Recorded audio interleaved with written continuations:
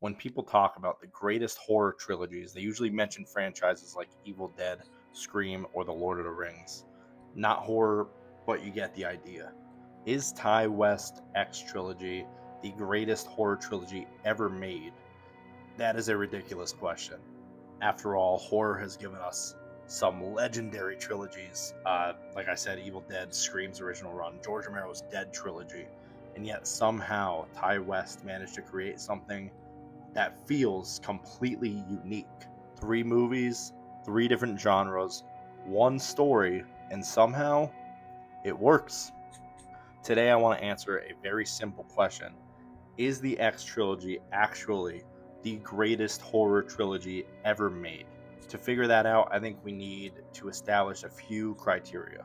For a trilogy to be considered one of the greatest, every film has to, of course, stand on its own. It needs thematic consistency, it needs memorable characters, and most importantly, it needs to feel like each movie is adding something meaningful to the larger story.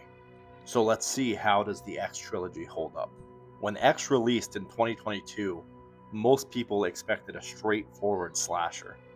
What they got was something much more interesting. On the surface, X is simply about a group of young filmmakers attempting to make an adult film on a rural Texas property.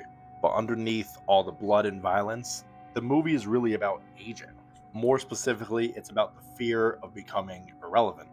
The young characters are obsessed with their futures, meanwhile, the old woman Pearl is obsessed with her past. The horror isn't just the killings or the blood or the guts, it's the realization that youth doesn't last forever. And that theme becomes the foundation for everything the trilogy does afterwards. This leads us into the trilogy's secret weapon, Pearl.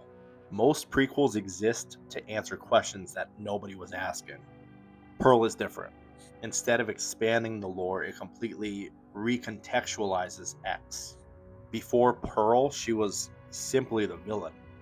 After Pearl, she's one of the most tragic characters in modern horror. We watch her dream of becoming a star, we watch her become consumed by jealousy, and we watch her slowly convince herself that she's destined for something greater than the life she's been given. What's fascinating to me is that Pearl doesn't feel like a traditional horror movie. It's colorful, it's beautiful, it almost looks like an old Hollywood fairy tale. However, underneath that bright exterior is one of the darkest character studies horror has produced in years. That is where the trilogy starts to separate itself from most horror franchises. It isn't just interested in killing people, it's interested in understanding why its characters became monsters in the first place. Then comes Maxxxine, and this is where the trilogy attempts something really ambitious. Maxine and Pearl are essentially the same person, both figuratively in the lore of the films, and literally as they're both played by Mia Goth. With that being said, they both crave fame, both believe they're special, they both refuse to accept the lives they've been given. They will not accept a life they do not deserve. The difference, however, maybe in terms of the times, is opportunity. Pearl never truly gets her chance to shine, however, Maxine does. The entire trilogy essentially revolves around one question: what happens when someone is willing to do absolutely anything to be seen? Pearl answers that question from the perspective of failure, while Maxine answers that question from the perspective of success. And whether or not you think Maxine is the strongest film, it completes the thematic journey of the trilogy. By the end, this story really isn't about horror anymore, it's about obsession, ambition, and the price people pay to achieve their dreams. Here's where I think the X trilogy has a legitimate argument. Most horror franchises repeat themselves, the same formula, the same structure, the same scares, but every film in this trilogy feels completely different. For instance, X is a straight up slasher, Pearl is a psychological character study, and Maxine is more of a Hollywood thriller. And yet, all three feel perfectly connected in one bigger story. That level of consistency is incredibly difficult to pull off. Even more impressive is that the trilogy has a clear central theme running through every film: fame, identity, aging, the desire to matter. Very few horror trilogies feel this intentional from beginning to end. However, here's the problem: calling it the greatest horror trilogy ever made might be a little premature. For one, it's still relatively new.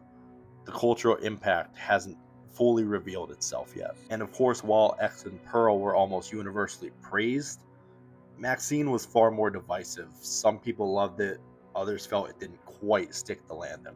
When you're competing against horror classics that have influenced generations of filmmakers, that's a difficult hurdle to overcome.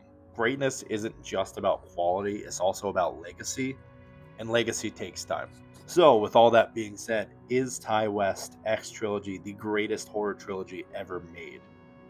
Honestly, I don't know if it's earned that title yet. What I do know is that it's definitely one of the most ambitious horror trilogies ever created. Three movies that all stand on their own in one way or another, three completely different styles, one cohesive story.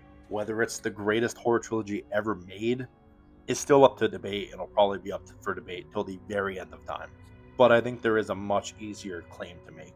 The X trilogy is already one of the most fascinating horror trilogies of the modern era. And 20 years from now, we might look back and realize we were watching a horror classic being built in real time. Thank you guys so much for watching. Let me know your thoughts on the X trilogy. Is it your favorite horror trilogy of all time, or do you have a different one? What is your favorite horror trilogy of all time? My name has been Brett with Monsters and Madmen. Thank you guys so much for watching.